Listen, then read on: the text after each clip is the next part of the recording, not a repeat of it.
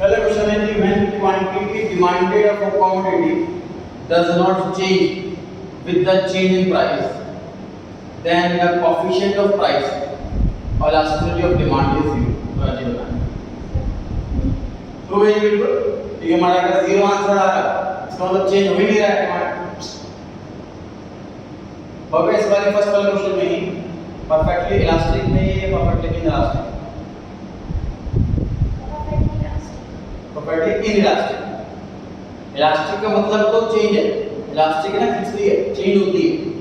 तो जितना ज्यादा इलास्टिक है उतना ज्यादा चेंज, जितना कम इलास्टिक है उतना कम चेंज। यहाँ पे ये चेंज बिल्कुल जीरो है, इनइलास्टिक। ठीक है। Second, a commodity with large number of close substitutes shows high elasticity of demand। जिनका सब्स्टिट्यूट बड़ा नजदीक होता है, क्लोज होता है, जैसे कि चाय का तुरंत सब्स्टिट्यूट है कॉफी, थम्स अप का पेप्सी, तो वहां पर इलास्टिसिटी बहुत ज्यादा होती है। सही है कि गलत? सही। समझे ध्यान से, फिर बता रहा हूं, इलास्टिसिटी ज्यादा होने का मतलब क्या है? चेंज ज्यादा आना। ठीक है। अब सोचो, चाय का जैसे थम्स अप का सब्स्टिट्यूट पेप्सी, वो क्लोज सब्स्टिट्यूट है, थम्स अप 1 रुपया भी बढ़ा देगा तो बहुत सारे लोग पेप्सी में शिफ्ट हो जाएंगे। इलास्टिसिटी बहुत ज्यादा, चेंज बहुत ज्यादा। अगर सब्स्टिट्यूट है ही नहीं, किसी चीज का सब्स्टिट्यूट है ही नहीं, फॉर एग्जांपल सर फ्रूटी जो है, फ्रूटी के हाल ही 2-3 फ्लेवर अभी आ गए हैं, लेकिन फिर भी जो फ्रूटी जो जैसे मैं एग्जांपल मैगी का ले लेता हूं, तो मैगी का सब्स्टिट्यूट यिप्पी नूडल है, सिर्फ एक ही है सब्स्टिट्यूट, लेकिन दोनों के टेस्ट फिर भी अलग है। उसको मैगी पसंद है, वो मैगी ही खाता है, तो मतलब उसका जो सब्स्टिट्यूट नहीं है तो उसकी इलास्टिसिटी ज़्यादा नहीं, 10 से 12 रुपए की अगर हो गई तो ज़्यादा चीज़ें नहीं है। ध्यान रहे, जिसका सब्स्टिट्यूट बराबर में बैठा हुआ है तो वहाँ चेंज बहुत जल्दी आएगा। ठीक है।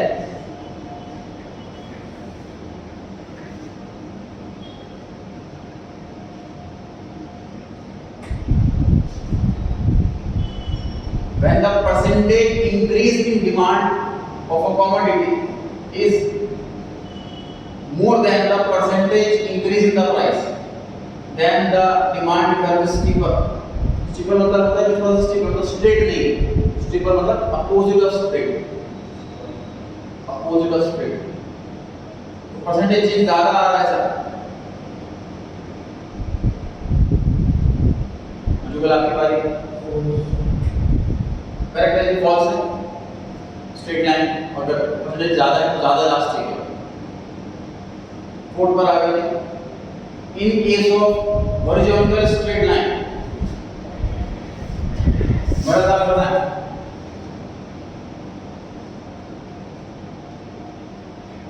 इनमें से हॉरिजॉन्टल लाइन कौन सी है? भरत आप बताना, पहले वाली या दूसरे वाली?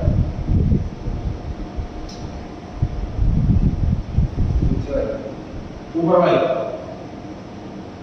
ध्यान रहे, left to right horizontal, up to down vertical. मैंने वो पढ़ा था चैप्टर पर, ये नोट भी करवाया। इसको आंसर नहीं मालूम तो दोबारा नोट कर लेना चाहे तो, अप से डाउन वर्टिकल और लेफ्ट से राइट हॉरिजॉन्टल।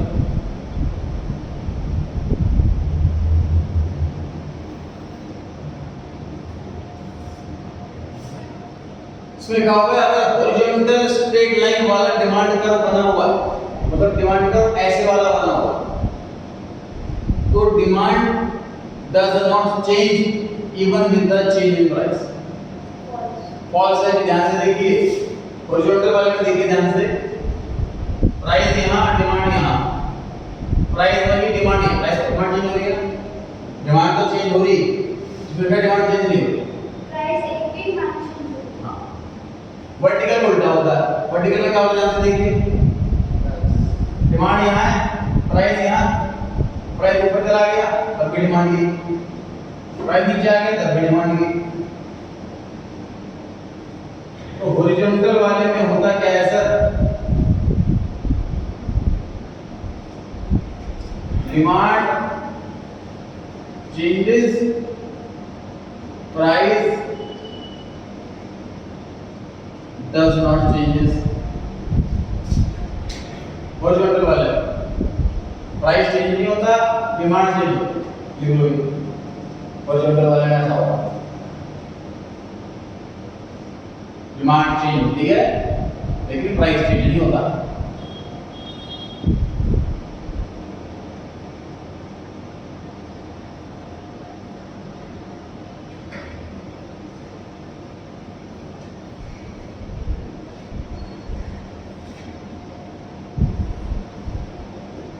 वर्टिकल वाले को उल्टा लिखो, डिमांड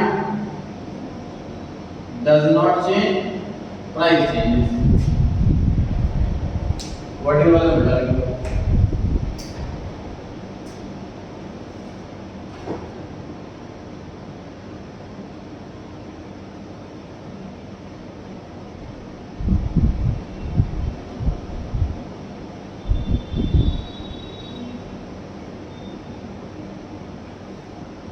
पढ़े जाएंगे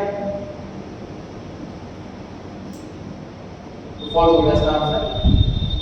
fifth question, a flatter demand, flatter मतलब बिखरा हुआ होगा, is more elastic than a steeper demand at the point of intersection.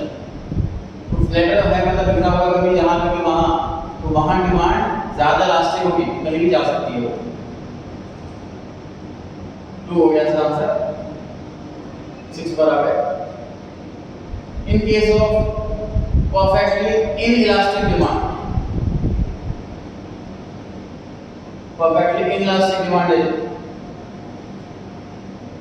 expenditure on the commodity does not change with the change in price. तो हम क्या कह रहा है?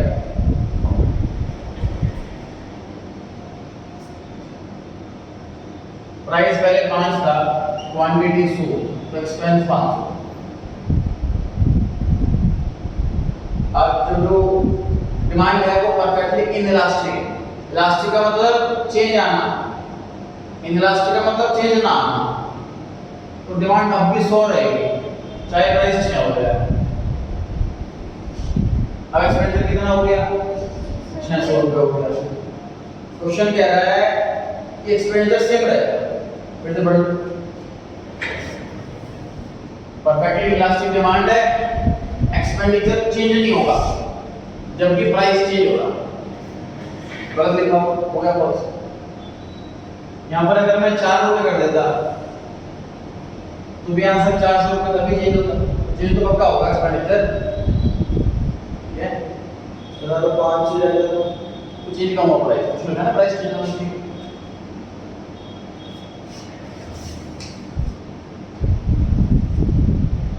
आंसर नोट करते रहें, पीडीएफ आपको मिल जाएगी कंप्लीट होने के बाद। सर इसमें इधर does not change, अगर ये does not नहीं होता तो 2। 7 पढ़ लेंगे।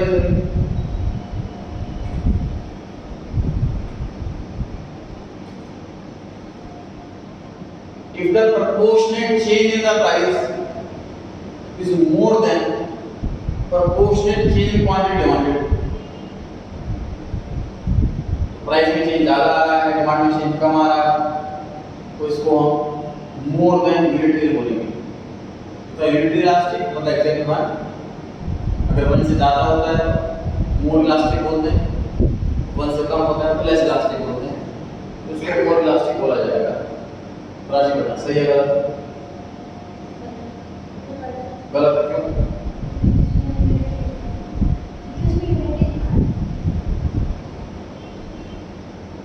यूनिटी वैसे गलत क्यों?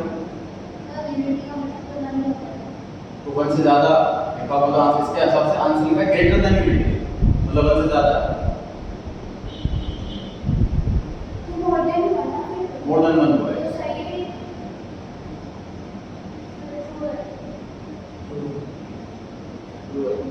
फॉल्स है, ये सोचो क्यों फॉल्स?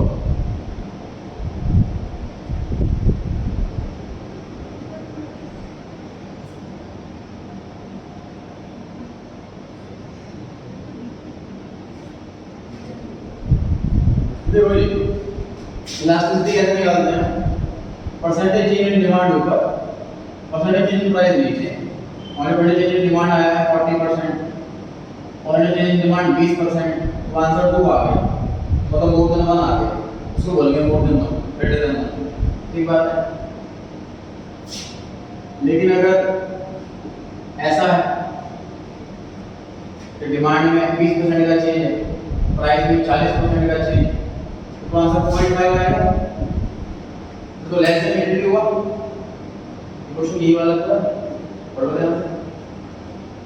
इसमें लिखा है कि प्राइस में जो चेंज आ रहा है, 7 वाला ना, change in price is more than demand. Price वाला बड़ा है डिमांड वाले से, ये तो लिखा क्वेश्चन में। आप लोग कैसे आंसर देते हैं कि मोर लिखा हुआ है ज्यादा, तो ग्रेटर देन 1 होगा। लेकिन मोर कौन से वाला है तो देखो, डिनोमिनेटर वाला है कि न्यूमरेटर वाला। अगर डिनोमिनेटर बड़ा तो आंसर मतलब सुनना ही आएगा। ठीक है, समझ पा रहे हैं सभी?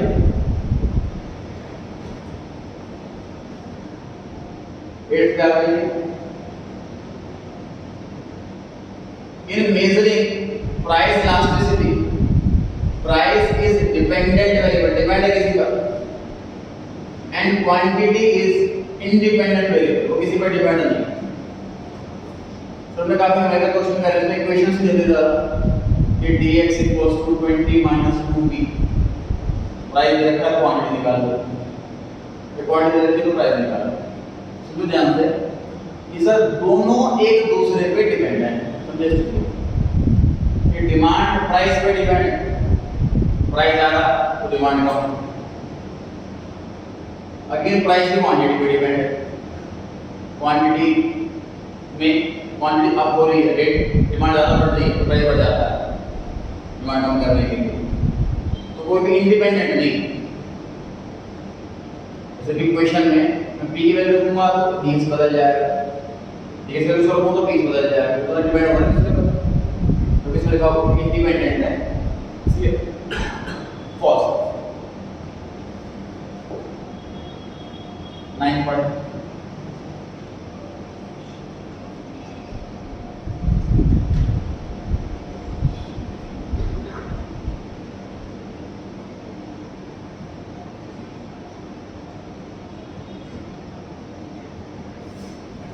और क्वेश्चन देखिए सर हमने ऐसे, इसमें इलास्टिसिटी ऑफ डिमांड 0.5 लिखा हुआ है, माइनस का साइन नहीं लगा रखा। तो मैंने कहा था कि ऑब्वियस है, जैसे मैं मान लीजिए कहता हूँ कैश अकाउंट का डेबिट 5000, तो अगर कोई नहीं लगाया ये ऑब्वियस है 5000 कैश रुपीस नहीं होगा, कोई मीटर नहीं होगा, कोई केजी नहीं होगा, कोई दर्जन नहीं होगा। तो जो चीज़ ऑब्वियस होती है उसे केवल किलो में दिया जा सकता है। और ऐसे क्वेश्चन भी हमने लिखे इसमें लास्ट डिमांड बिना माइनस में लिखी, वो भी सही ट्रू है। हालांकि हमें as a student safer side के लिए कभी यूज नहीं करना चाहिए अपने आंसर से, टीचर को मार्क काटने का मौका नहीं। सर तो अगर हम माइनस ना लिखें तो हमारे मार्क्स नहीं कटेंगे? मार्क्स नहीं कटेंगे, लेकिन मैं कह रहा हूँ एज अ सेफर साइड आपको जरूर लगा के आओ माइनस का साइन। देखो प्राइवेट स्कूल में या गवर्नमेंट स्कूल में भी कह रहा हूँ, यहाँ पे स्कूल का टीचर चेक कर रहा है मोस्टली कुछ हद तक उसकी मर्जी चलती है। कैसे? मान लीजिए अकाउंट्स में फॉर्मेट नहीं बनाया, पूरी जब मार्क्स नहीं काटते, ध्यान से तो सही है, उसको लेके फॉर्मेट नहीं बना तो मार्क्स मिल जाए। ठीक है, हमें जब भी आपको डाउट हो कि इसके मार्क्स ये लिखे ना लिखे तो हमेशा सेफ्टी साइड है, तो माइनस करना होगा तो पक्का मार्क्स नहीं कटेंगे ना। आगे 10th point, commodity with diverse uses, कई सारे यूज हैं इसके, has generally less elastic demand. तो अगर आप ट्राई करना, जैसे कोई चीज कई चीजों में यूज हो जाती है, डाइवर्स यूज। फॉल्स है, आंसर देखें, क्योंकि जिसका ना एक दो ही यूज है वहां पर हमारे पास ना ऑप्शन नहीं। एग्जांपल मैं इसको दे दिया था इलेक्ट्रिसिटी का, तो इलेक्ट्रिसिटी एसी में भी, पंखे में भी, लैपटॉप में भी, मोबाइल चार्जर में बहुत जगह यूज होती है, डाइवर्स यूजेस हैं। इसकी डिमांड इलास्टिक ज़्यादा है। अगर बिजली महंगी हो गई तो हम यूज़ करना कम कर देंगे, कुछ इलेक्ट्रिसिटी कम यूज़ करी तो वो जगह एक पंखा चला लिया, एसी कम कर दिया वगैरह वगैरह। यहाँ पे यूज ज़्यादा। इसके डाइवर्सिफाई यूज जैसे प्रोजेक्टर हो गया, प्रोजेक्टर का सही यूज है क्लास में आपको क्वेश्चन दिखाने के लिए। तो अगर प्रोजेक्टर महंगा हो गया, सस्ता हो गया, उसमें बहुत ज़्यादा चीज़ नहीं है, प्रोजेक्टर लेना है वो ले लो, सब्स्टिट्यूट नहीं है, अदर यूज नहीं है। जितने ज़्यादा यूज उतने ज़्यादा इलास्टिसिटी। 11th पॉइंट, डिमांड जो है वो लॉन्ग पीरियड में ज़्यादा इलास्टिक होती है, शॉर्ट पीरियड में कम इलास्टिक होती है। कुछ करेक्ट ट्रू है ये? मतलब क्या होगा इसका? शॉर्ट पीरियड में कम इलास्टिक, अगेन सर इलास्टिक को चेंज बढ़ो कि लॉन्ग पीरियड ज़्यादा चेंज आएंगे, शॉर्ट पीरियड में कम चेंज। ऐसा क्यों लिखा हुआ है सर? कि शॉर्ट पीरियड में तो लोग नोटिस नहीं करते, क्योंकि टाइम लगता है चेंज आने में, टाइम लगता है चेंज लाने में। हम धीरे धीरे मान इलेक्ट्रिसिटी महंगी हो गई, तुरंत हम सारी चीज़ें बंद नहीं कर देंगे, धीरे धीरे करके आएंगे, तो शॉर्ट पीरियड में कम चेंज आता है। कुछ टाइम सोचेंगे कि नहीं ये चीज़ टी महंगी हो गई, तो थोड़ा टाइम तक पीछे टी भी करेंगे, लेकिन जब लगेगी ज़्यादा महंगी लगेगी तब शिफ्ट होंगे कॉफी को। तो लॉन्ग पीरियड में चेंज आ रहा है, शॉर्ट पीरियड में कम। 12th point,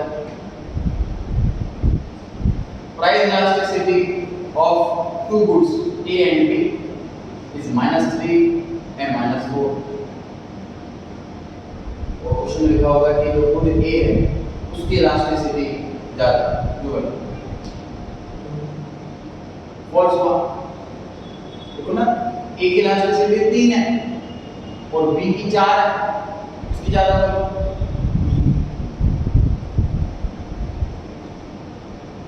जितना ज्यादा इलास्टिसिटी उतना ज्यादा चेंज, ठीक है? माइनस सॉरी में आएगा, ये ना सोचिए, आप मैथमेटिकली ना सोचें सर -3 बड़ा होता है -4 से, ठीक है? मैथमेटिकली ना सोचें, क्योंकि माइनस वाली इलास्टिसिटी दे देंगे, excluding the sign of minus, हमें नंबर को कंपेयर करना बड़ा सा देखने के लिए। 13, price elasticity of demand is infinity. Infinity है तो उस केस में एक हॉरिजॉन्टल स्ट्रेट लाइन बनेगी, बराबर। और डिस्कस किया था हॉरिजॉन्टल लाइन और वर्टिकल लाइन में क्या होता है।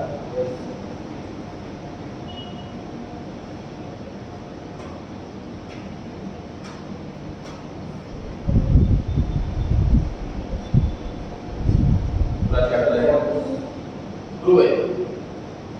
अनडिफाइंड हॉरिजॉन्टल वाले केस में demand change, price does not change. तो प्राइस चेंज तो डिमांड चेंज हो जाएगी, है ना? इसमें भी लिखा होगा, पहले में समझ आ सकता है।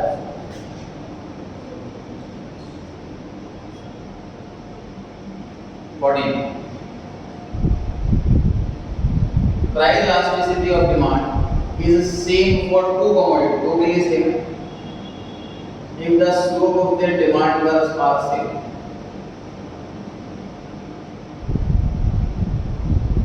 डिमांड कर्व का अगर स्लोप सेम है, मतलब शेप स्ट्रेट लाइन बन रहा है, कॉन्वर्स स्लोपिंग बन रहा है, जो भी शेप है, अगर वो दोनों की शेप सेम है तो इलास्टिसिटी भी सेम होगी। उसमें ऐसा लिखा होगा, क्योंकि इलास्टिसिटी का मतलब है कितने गुना चेंज आता है। तो ये स्लोप से मैटर नहीं करेगा, क्योंकि किसी के अंदर 3 गुना चेंज आ जाए, किसी के अंदर बहुत कम चेंज आए, डिपेंड करता है अगर जरूरी है या काम की है या छोटे अमाउंट की है, इसका आंसर फॉल्स होगा। 15, price elasticity of demand is 0 if 20% increase in price, expenditure also rises by 20%। इसके बारे में देखिए, क्वेश्चन सॉल्व करके देखते हैं। पहले इसका प्राइस 20% बढ़ा और एक्सपेंडिचर भी 20% बढ़ा,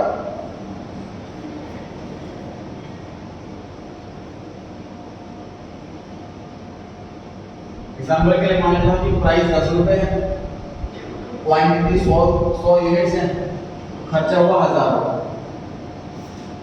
ठीक, अब क्वेश्चन कह रहा है कि प्राइस 20% बढ़ गया, कितना हो गया प्राइस? 12, है ना? एक्सपेंडिचर भी 20% ही बढ़ा है, एक्सपेंडिचर कितना हो गया 1200, एक्सपेंडिचर 1200, प्राइस 12, तो क्वांटिटी कितनी 100,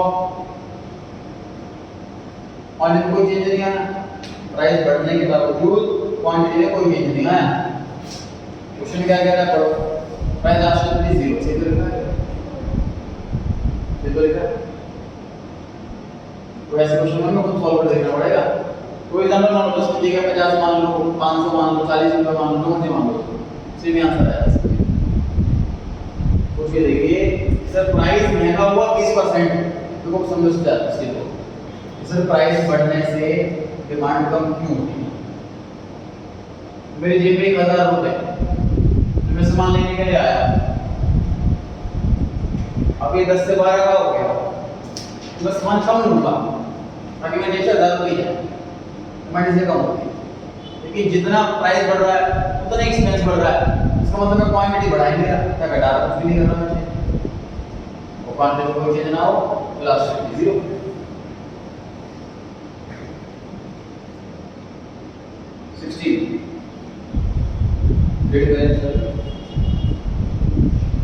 The coefficient of price elasticity of demand for the commodity is inversely related to number of alternate uses of the commodity.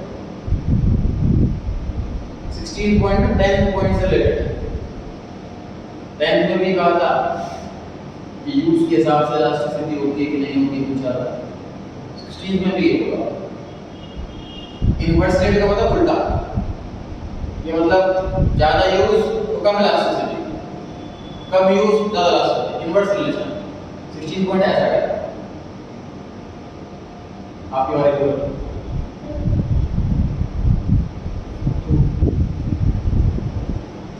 False है। ओके डिस्कस हुआ था 10 पॉइंट के अंदर, 10 पॉइंट में क्या लिखा हुआ था कि डाइवर्स यूज, बहुत सारे यूजेज हैं, इलास्टिसिटी कम, फॉल्स आंसर है। जिस चीज के ज्यादा यूजेस होंगे उसकी इलास्टिसिटी भी ज्यादा होगी, और बस क्योंकि ऑप्शन है चेंज करने का। सिंपल सी बात समझो, आपके घर के पास दुकान एक ही परचून की दुकान है, अब मान लो एमआरपी से भी ज्यादा सामान महंगा बेचता है, वो कोई ऑप्शन नहीं है आपके पास, सब्स्टिट्यूट नहीं, तो आप उससे सामान लो महंगा लो, उसके बगल में दुकान होगी, तो सामान यहाँ पे एक महंगा तो वहाँ शिफ्ट हो जाऊंगा, यहाँ महंगा तो यहाँ, तो जैसे ऑल्टरनेट यूज आ गया, ज़्यादा इलास्टिसिटी होगी ना, चेंज ज़्यादा होगा, ठीक है। तो ये पॉजिटिवली रिलेटेड होते हैं, इनवर्सली रिलेटेड नहीं होते, इसलिए पॉजिटिव।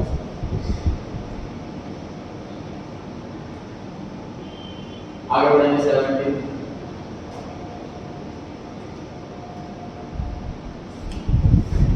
लग्जरी गुड्स नेसेसरी के लिए नहीं होते, कंफर्ट के लिए होते हैं, कार हो एग्जाम्पल, गोल्ड हो एग्जाम्पल, उनकी लोअर प्राइस इलास्टिसिटी होती है। फॉल्स है, ध्यान से देखिए जो चीज प्राइस इलास्टिसिटी कम होने का मतलब क्या है, इसका मतलब ये कि प्राइस में खूब चेंज आ जाए तो फिर बहुत ज़्यादा चेंज नहीं आया, यह है प्राइस इलास्टिसिटी लो होने का मतलब। प्राइस इलास्टिसिटी हाई होने का मतलब क्या है कि सामान थोड़ा सा महंगा हो जाए, डिमांड बहुत गिर जाएगी, ये मतलब है high elasticity, high changes demand. अब जो नेसेसरी वाले गुड्स होते हैं, जरूरी वाले, उनमें होती है लो इलास्टिसिटी। जरूरत क्या है, वो बंदा ले लेगा चाहे महंगा हो जाए, महंगा होने पे भी डिमांड रहेगी, लो इलास्टिसिटी होती है नेसेसरी वाले। लग्जरी वाले हाई इलास्टिसिटी, मुझे कार लेनी, कार महंगी हो मैं नहीं लूँगा, गोल्ड महंगा हो नहीं लेंगे, लग्जरी हाई इलास्टिसिटी, चेंज ज़्यादा। ईडिंग -6 -4 -1, ये करेक्ट ऑर्डर है इंक्रीजिंग प्राइस इलास्टिसिटी का, राइट ट्रू है जी। फॉल्स इसको प्रूव बनाओ, करेक्ट है। इंक्रीजिंग ऑर्डर का मतलब क्या होता है ये बताओ फटाफट से। घटते से बढ़ता हुआ उसे बोलते हैं इंक्रीजिंग ऑर्डर। मतलब पहले छोटा नंबर लिखाओ, फिर उससे बड़ा, फिर उससे बड़ा, फिर उससे बड़ा, उसे बोलते हैं ना इंक्रीजिंग वाला। तो डिक्रीजिंग हो रहा है, 6 से 4, 4 से 1, ये फॉल्स हो गया। 1 से 4, 4 से 6 इंक्रीजिंग होता, ठीक है।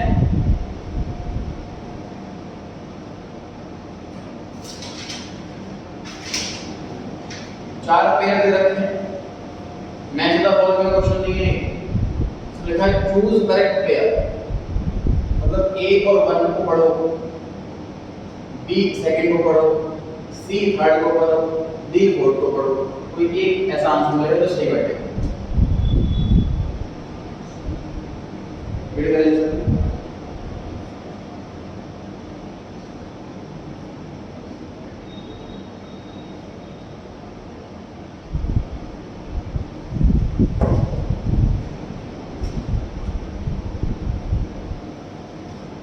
जो वाला आपके बारे में अपने आंसर को नाम बताना है।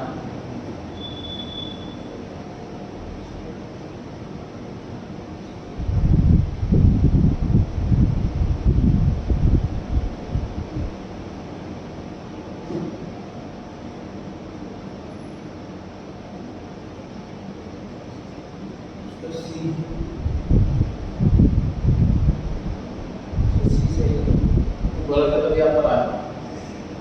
बस ये वाला ऑप्शन करेक्ट है।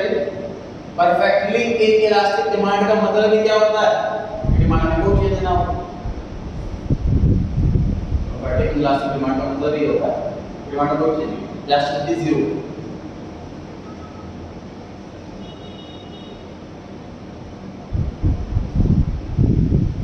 सेकंड क्वेश्चन में हमें बताना है कि 1 वाला A से मैच कर रहा है या B से मैच कर रहा है।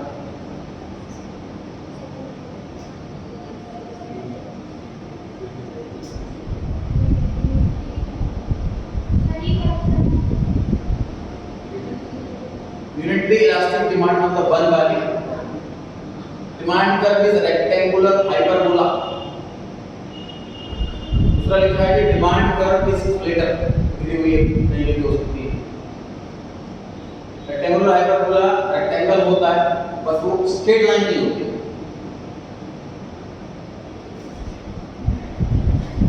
जैसे ये रेक्टेंगल हो गया, ये भी रेक्टेंगल होता है, रेक्टेंगल हाइपरबोला हो गया, ठीक है। स्ट्रेट लाइन नहीं, थोड़ा कर्व की फॉर्म में है। तो डिमांड कर्व इज इसकी बात करते हैं रेक्टेंगल हाइपरबोला 2 से जो कर्व की शेप में होता है। थर्ड पॉइंट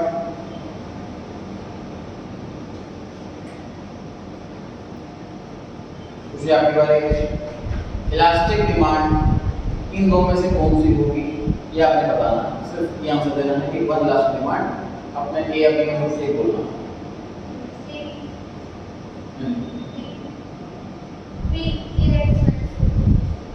एक्सपेंसिव तो डिस्कस किया था। देखो एक्सपेंसिव गुड्स का मतलब लग्जरी गुड्स हो गया। लग्जरी गुड्स में इलास्टिसिटी ज्यादा की कम? ज्यादा, ठीक है। इलास्टिक डिमांड एक्सपेंसिव के लिए, इन इलास्टिक इनएक्सपेंसिव के लिए। कुछ सस्ता है तो डिमांड इन इलास्टिक के लिए ज्यादा चेंजेस नहीं आएंगे। इलास्टिक लग्जरी, इलास्टिक लग्जरी वो ज्यादा चेंजेस प्रैक्टिकली ज्यादा आता है कि कम आता है डिस्कशन नहीं कर रहे हैं हम। डिस्कशन क्या करते हैं कि प्राइस में चेंज कितना आता है तो क्वांटिटी में क्या उससे ज्यादा चेंज आता है।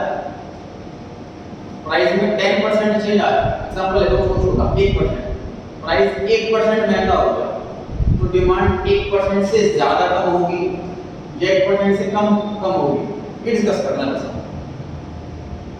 जितना प्राइस में चेंज आया उससे ज्यादा चेंज डिमांड में आया तो इलास्टिक डिमांड। प्राइस में 1% चेंज आया, 1% से कम चेंज आया तो इनइलास्टिक डिमांड।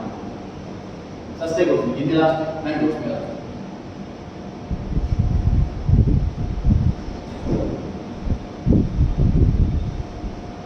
रीड करेंगे सर। तो इसमें मैच करना है। हाँ जी, केवल आपने फर्स्ट वाला बताना है, इलास्टिक डिमांड इन छह में से कौन सा हो सकता है?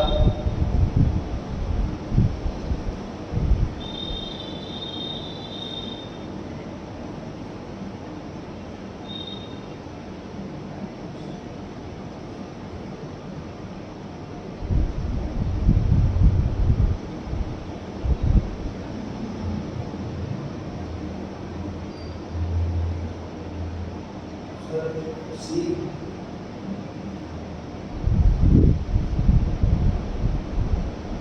horizontal straight line parallel to x axis। देखो जो आपने नोट करा था वहां पर horizontal वाले में क्या होता है? डिमांड चेंज की price change, demand change high elastic पर जब इसमें डिमांड चेंज, उसमें प्राइस चेंज नहीं होता, लेकिन उसमें प्राइस चेंज नहीं होता। हाई इलास्टिक डिमांड नहीं उसमें लिखा होता है परफेक्टली इलास्टिक।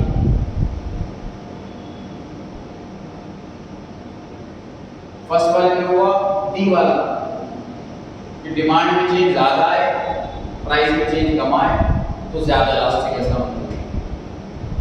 ठीक है, पर सेकंड वाला ट्राई करें।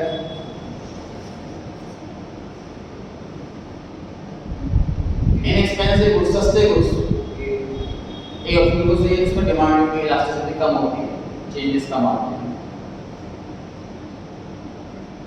राजी थर्ड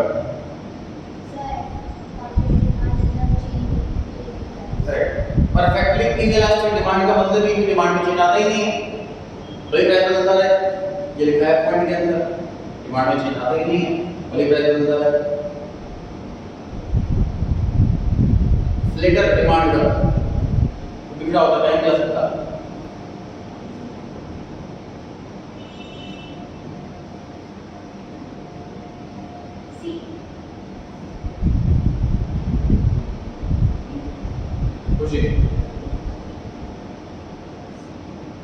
फ्लेटर डिमांड का डी तो आ चुका पहले, ई आंसर दे रहा हूं, ई बोला था आपने 5 बार। फ्लेटर डिमांड का ये डिस्कस हुआ था ट्रू फॉल्स। हाईली इलास्टिक मतलब बिगड़ा हुआ नहीं, ज्यादा इलास्टिक है। Fifth point perfectly elastic demand. Bharat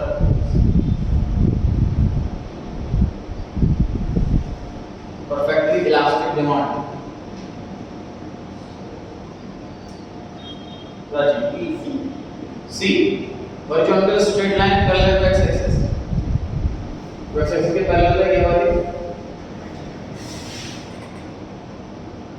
demand में कहीं भी चेंज, प्राइस में कोई चेंज नहीं, उसी बोलते हैं perfectly elastic. 6 number proportionate method का बी ऑप्शन की वजह परसेंटेज मेथड में परसेंटेज लगाते हैं तो प्रोपोर्शनेट में देखते हैं कितना प्रोपोर्शनेट चेंज आया। तो 6 वाले में बी आंसर है।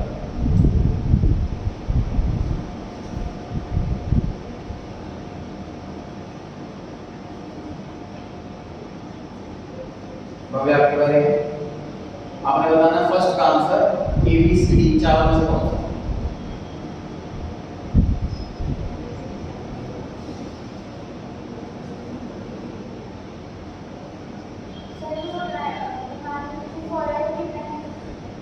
हाँ जी 6%। बाकी सब सॉल्व कर देंगे। फर्स्ट पॉइंट भी सॉल्व करेंगे, सॉल्व करो। सर बी ऑप्शन है करेक्ट है। डिमांड में चेंज 6, प्राइस में 3, 6/3 आंसर आ गया 2 बी ऑप्शन में, 2 वाला आंसर बी ऑप्शन में। खुशी सेकंड वाले के लिए कौन सा आंसर? ए करेक्ट है, लास्ट वाला आंसर है। मेरा ए बोला था ना, डी आंसर। थर्ड सेकंड में लिखा हुआ है कि डिमांड में चेंज है 4% और प्राइस में 8%। 4 को लिखो ऊपर, 8 को लिखो नीचे, सॉल्व कर लो उसको। 0.5 आएगा, 0.5 लास्ट वाला ऑप्शन है, डी ऑप्शन।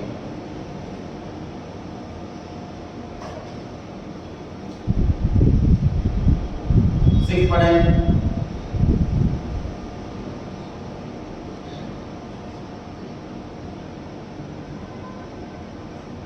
पर आपने बताना है फर्स्ट पॉइंट का आंसर कौन सा है, ए बी सी तीनों में से।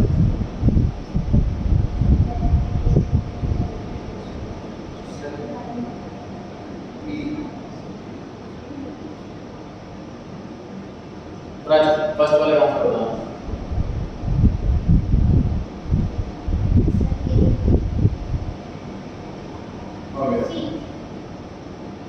सी करेक्ट है। इसमें थोड़ा ध्यान से ध्यान रखना। When it is not possible to postpone consumption, ये हमारे लिए पॉसिबल नहीं है। कुछ ऐसी आइटम है जो हमें अभी चाहिए, सस्ता होने का वेट नहीं कर सकते, तो वहां सामान को लेंगे। चेंजेस बड़े कम आएंगे डिमांड में, less elastic. C option. Khushi. Second point,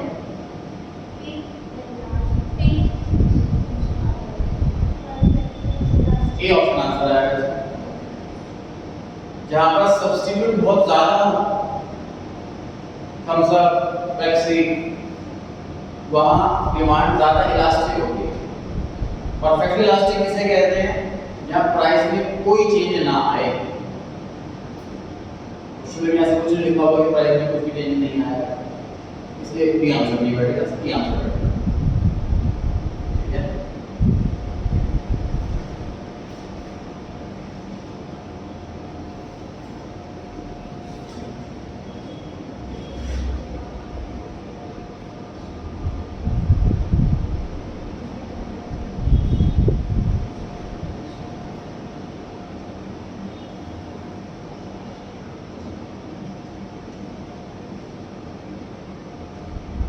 बोला आपकी बारी। बी करेक्ट है। डिमांड में कोई भी चेंज ना आए, जीरो चेंज, उसे परफेक्टली इलास्टिक कहते हैं। सेकंड क्वेश्चन पढ़ लीजिए।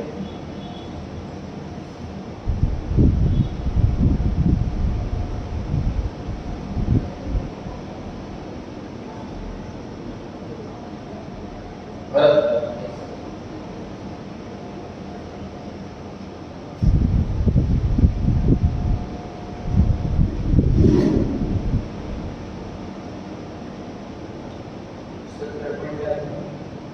When it has several uses, बहुत सारे uses। क्या करता है? ये ऑप्शन करेक्ट है। बायर को लगता है कि ये जरूरी आइटम है, तो सामान लेगा। डिमांड में चेंज बड़ा कम आएगा, इलास्टिसिटी हायर नहीं होगी।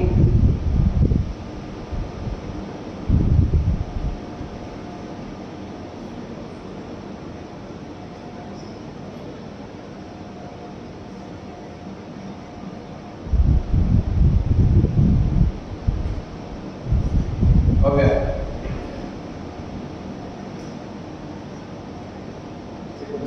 D option. पूछिए।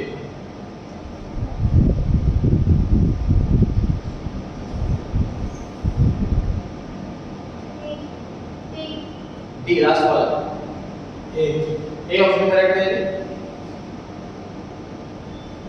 ए में क्या लिखा हुआ है, कोई ऐसे पढ़ो, डिनोमिनेटर बड़ा है न्यूमरेटर से,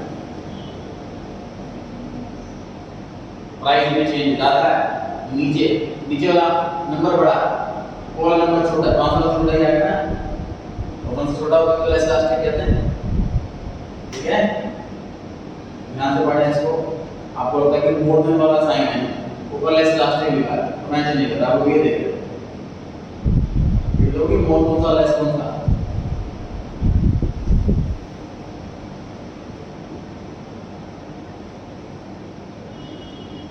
भरत, 4 क्वेश्चन। जल्दी जी answer Rajeev B NCERT books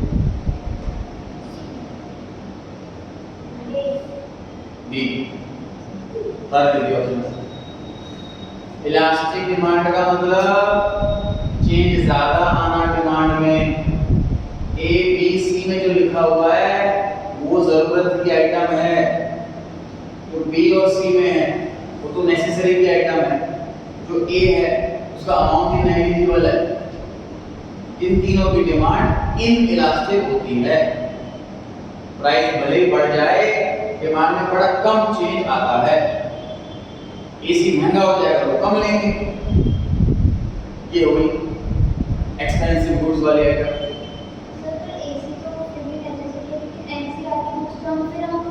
AC necessity करोड़पति घर से हो आप ऐसा सब्सिडाइज हो गए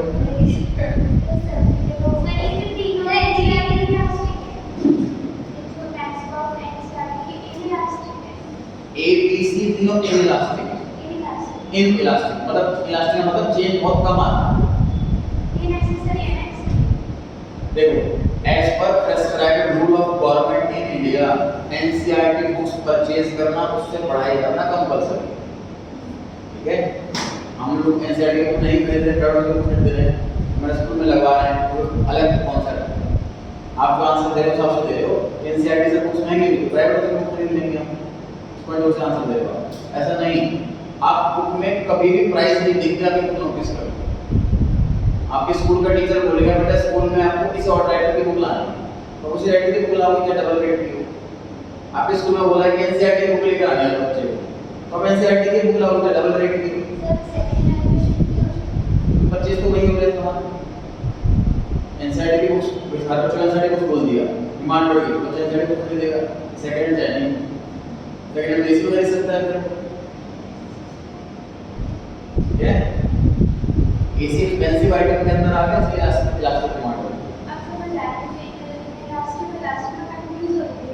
इलास्टिक में ज्यादा चेंज इलास्टिक में कम चेंज क्वेश्चन प्रैक्टिस नहीं करवाई जा रही सब्जेक्ट से बिल्कुल नया है कॉन्सेप्ट बिल्कुल नया है पढ़ाने के बाद समझ में आ जाता है लेकिन जब क्वेश्चंस कराते हैं तो होते नहीं ये नेचुरल है आपके साथ है सभी के साथ है ये क्वेश्चन मैं इसलिए आप लोगों से इसलिए करवा रहा हूँ कि देखने के माइंड में फिट होगी नहीं होगी 4 बार में होगी 5 बार में होगी अब देख लो एक चीज कभी कभी 7 बार रिपीट होगी लास्ट वाली बात आपको 20-15 बार रिपीट होगी तो अपने माइंड में बैठेगी सर अभी हम नोट्स से पढ़ाओ नोट्स में एक टॉपिक रहता है उससे पढ़ा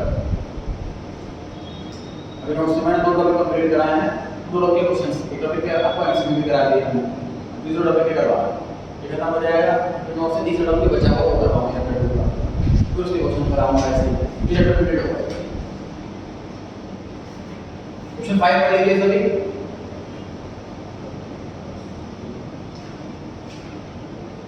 price elasticity less than unity मतलब 1 से कम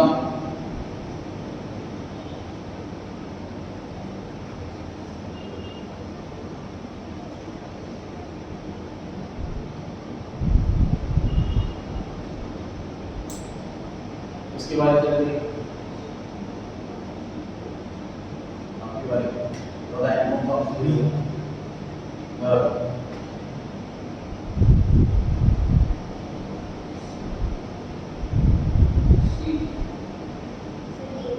ये ऑप्शन करेक्ट है समझे इस क्वेश्चन को कि जो इलास्टिसिटी है वो लेस देन 1 है इसका मतलब क्या है कि प्राइस में जितना चेंज आता है डिमांड में उसके मुकाबले कम चेंज आता है ये मतलब है लेस यूनिटी का मान लीजिए डिमांड प्राइस में 20% का चेंज आया तो डिमांड में 15% का चेंज आएगा या 10% का चेंज आएगा कम चेंज आएगा उसके मुकाबले सर पर डिमांड में चेंज तो आएगा ही हाँ तो इंक्रीज होना चाहिए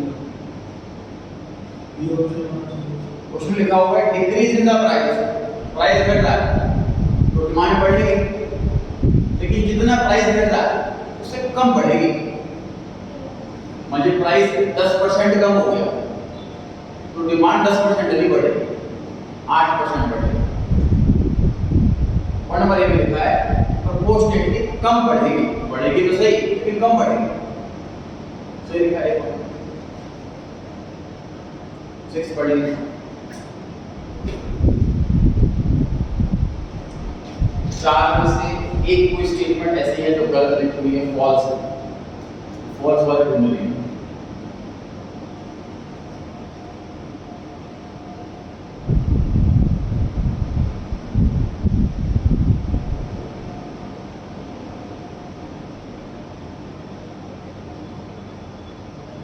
इसके बारे में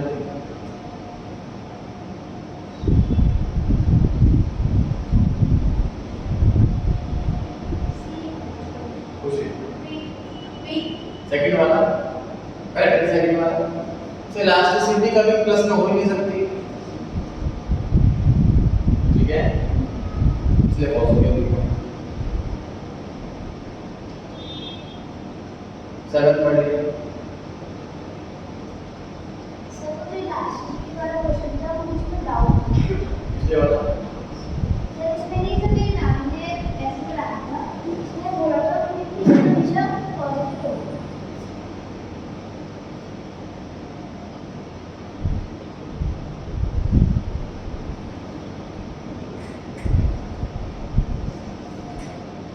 ये माइनस वाले कहाँ से आया है?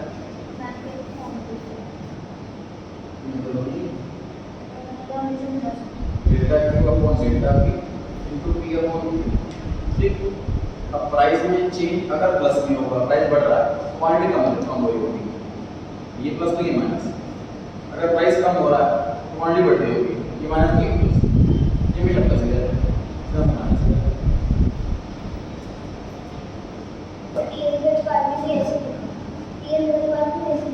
ऐसे देखो, देखो भूख लगा।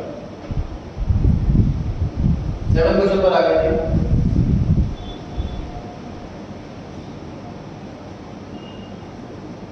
इसके बाद आपकी सी बराबर cell S A Raju B option correct है। यहाँ से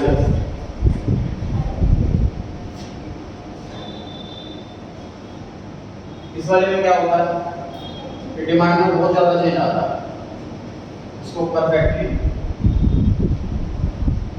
इलास्टिक डिमांड बोलते हैं। इस वाले में डिमांड ये की रहेगी, बदलेगी, इसलिए परफेक्टली इनइलास्टिक। बिल्कुल सेंटर में स्ट्रेट लाइन रहेगी, तो इसे बोलेंगे यूनिट इलास्टिक। प्राइस में जितना है डिमांड होता है, प्राइस में जितना है डिमांड होता है, बराबर यूनिट इलास्टिक। अगर ये लाइन इसके और इसके बीच में है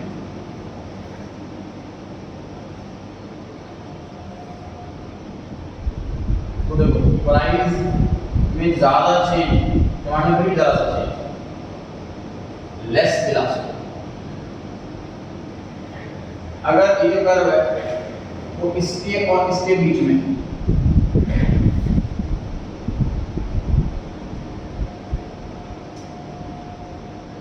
मोर इलास्टिक, कैसे देखो प्राइस में हल्का सा चेंज,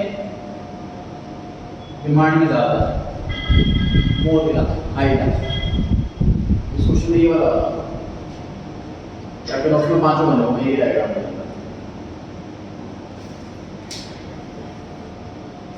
बी ऑप्शन आंसर आएगा।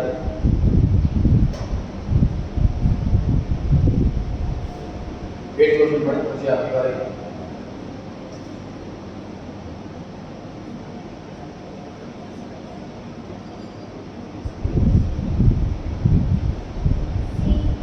करेक्ट है, डिमांड में चेंज कम आ रहा है, प्राइस के मुकाबले तो लेस देन 1 आंसर होगा। सी ऑप्शन सही है। 9 पढ़ लीजिए।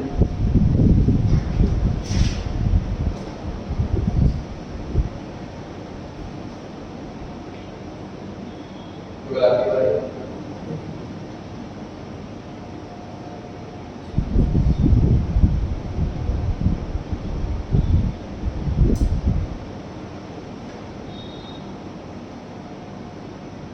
ए सी करेक्ट है। इलास्टिसिटी ऑफ डिमांड में मतलब डिमांड और प्राइस में चेंज हम देखते हैं, तो डिमांड और प्राइस सी मतलब लिखा हुआ। टेस्ट कस्टमर का कहाँ देखते हैं उसमें, इनकम कहाँ देखते हैं उसमें, और डी में लिखा हुआ है कि अदर गुड्स जैसे सब्स्टिट्यूट है या कॉम्प्लीमेंट्री है, रिलेटिव वाले गुड्स इलास्टिसिटी में उसी गुड की क्वांटिटी, उसी गुड का प्राइस, कुछ उसी ऑप्शन में लिखा हुआ है। 10 पढ़े